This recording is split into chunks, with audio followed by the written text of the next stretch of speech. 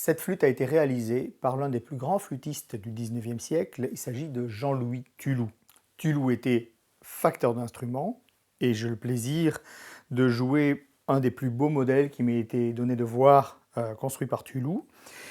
Et Thuloux était aussi et surtout un professeur au conservatoire très influent, qui d'ailleurs a fait une certaine résistance à l'arrivée du système BUM en France, qui a été vite prisé par nombre de ses collègues, mais lui y était opposé.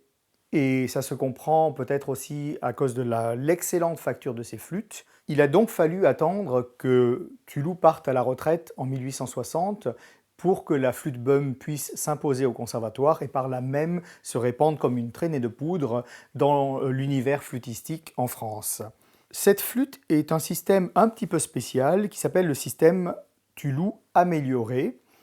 Par rapport au système simple à 6 ou 8 clés, il a fait de telles flûtes, mais là, il a mis au point un système avec des longues tringles et des petites clés supplémentaires pour améliorer la justesse, leur donner davantage de confort de jeu. Et on peut remarquer la facture tout à fait exceptionnelle de cet instrument.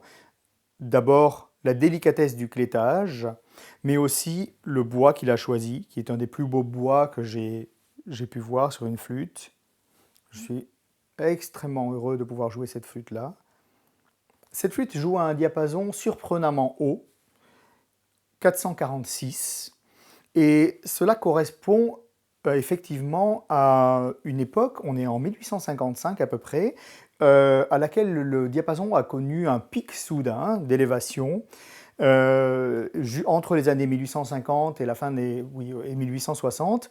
Au terme de cette période-là, peut-être sous pression des chanteurs, pour lesquels le diapason était trop tendu dans l'aigu, et le diapason était ensuite ramené par décret à 435. Mais voilà un exemple donc de flûte à 446 qui témoigne aussi de cette brève période, ce qui donne un son plus brillant et une vélocité de jeu tout à fait extraordinaire.